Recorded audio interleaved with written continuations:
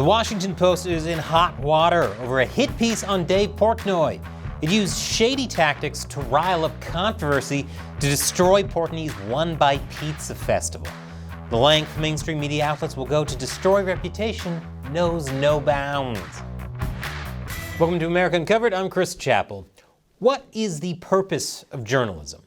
Is it to show all sides of an issue, give people the most accurate information possible, and hold those in power accountable? Or is it to get people canceled just because you don't like them? Apparently, the Washington Post thinks journalism means the latter. Last week, it published a hit piece on Dave Portnoy. The journalist who wrote the article used some pretty nasty tactics, which I'll get to in a minute. But first, some context. For those of you who don't know, Portnoy is the creator of One Bite Pizza Reviews and self-styled El Presidente of Barstool Sports, a sports and pop culture website.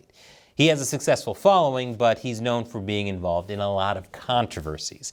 These include his choice of words when it comes to racial minorities and female journalists.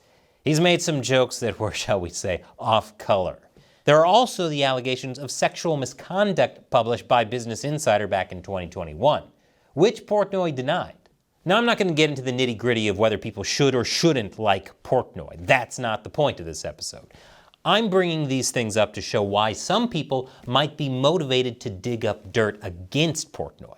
People like Washington Post food reporters Tim Carmen and Emily Hale, who seem to have engaged in some dirty tactics to drive away business from Dave Portnoy's One Bite Pizza Festival, which happened last week. Just a day before the festival, the Washington Post published this piece titled, "Pizzerias Navigate Buzz Backlash Around Dave Portnoy's Pizza Festival." It brings up Portnoy's controversial remarks and allegations of sexual misconduct.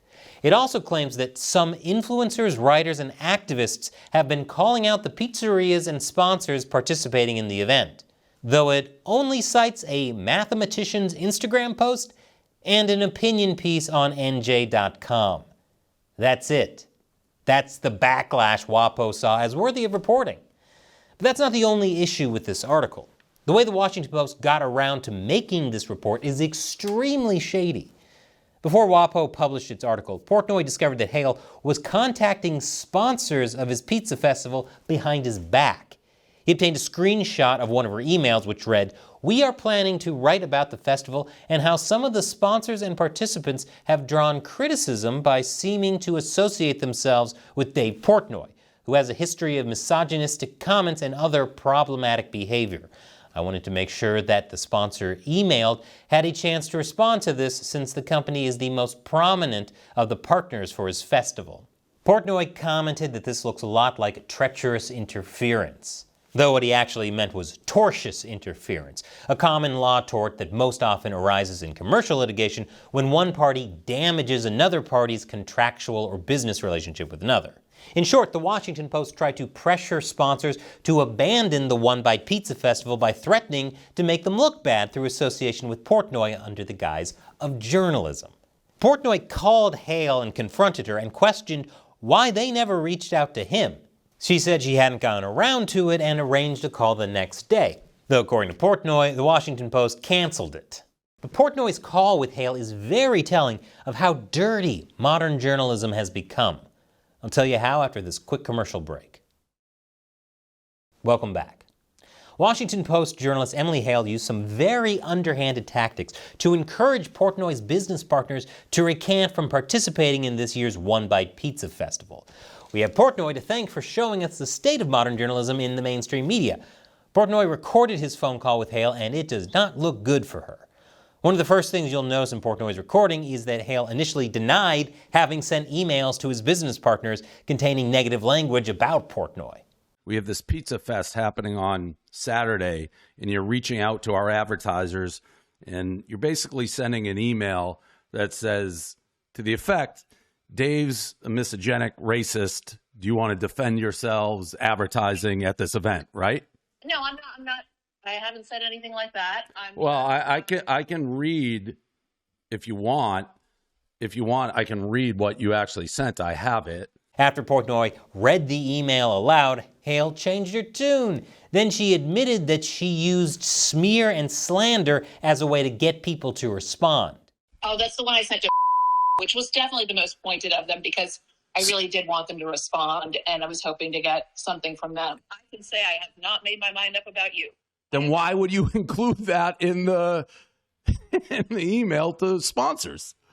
Because I was hoping for a dialogue with them. You know, sometimes you have to say something like, this is like, you know, it's sort of a reporting tactic. When you want someone to respond, you kind of have to indicate that there might be something negative, and then you get them to engage. That's all I was trying to do. I really wanted them to engage with me. She really thinks using smears and slander to increase the odds of getting a response is the right thing to do? Man, and here I thought journalism was all about letting the story speak for itself.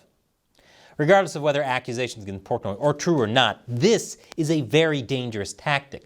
Throughout the call, Hale says that she simply wanted to get everything together for the Washington Post piece before calling Portnoy. According to her, all she's doing is asking questions and reporting. But reporting has been weaponized. Like the time the Washington Post doxed libs of TikTok by exposing her real name, real estate license number, and work address while accusing her of secretly fueling the right's outrage machine. But don't worry, it's just reporting. Now, according to the Washington Post, none of the pizzerias or sponsors contacted by the Post indicated that they were pulling their support. But that's because Portnoy is too popular and good for pizzeria profits to give up. Had Portnoy had less sway, it's possible that things would have worked out very differently thanks to pressure from the Washington Post's reporting. Now, I'm neither for or against Portnoy here. He can handle himself. What I want is for people to be aware of how mainstream media outlets are trying to manipulate people with the threat of negative coverage. This is part of a larger problem of how journalism is actively pushing narratives that suit what journalists want. I'll tell you more after this commercial break. Welcome back. So it's pretty obvious from Hale's email that the Washington Post had a specific narrative in mind to push and just wanted extra snippets to support it. Narrative-driven reporting is way too common. To just name a few examples, in 2019, mainstream media outlets took pieces of viral footage of Nicholas Sandmann with Native American protesters and pushed a narrative that he and other Catholic school teens in MAGA caps were taunting Native Americans. But that wasn't what happened. He was just smiling nervously after being intimidated by black Hebrew Israelites shortly before the Native Americans in the viral footage came up to him. And yet, left-leaning media outlets were quick to push a false narrative of a Trump-loving white supremacist. Some of those mainstream media outlets ended up paying big time for screwing that up. And yet mainstream media outlets didn't learn from their mistakes and seem to have ramped up narrative-driven news reporting. In 2020, the New York Times reported that the FBI arrested suspected neo-Nazis before a gun rally. The Times said the organizer of the event, Virginia Citizens Defense League President Philip Van Cleve, refers to himself as an extremist. They didn't provide any citation for that and expected their readers to accept the narrative that he was part of a larger threat of right-wing extremism, which just about every left-leaning media outlet loves to hype up these days. And here, jihadists are sad they no longer are in the spotlight. So where did the New York Times get the idea that Van Cleve called himself an extremist? Well, that comes from a letter to an editor in which Van Cleve said, "There's nothing wrong with being extreme in the preservation of our civil rights." This is clearly a very different thing from neo-Nazi extremism, the thing that the New York Times was trying to associate with Van Cleve. Then there are the attacks on conservative media. Take a series of hit pieces written about the Epoch Times. They were accused of peddling QAnon conspiracy theories, but these articles offered no quotes or citations. And yet when I went through their website, I couldn't find hardly any mention of QAnon. In more recent times, coverage of RFK Jr. is also full of narrative spins with very little context or citation of RFK Jr.'s exact quotes. This Washington Post article is full of quotes attributed to RFK Jr. to show how he tests the conspiratorial appetite of Democrats. But the article made verification of its claims very hard for readers, even with the links that it provided.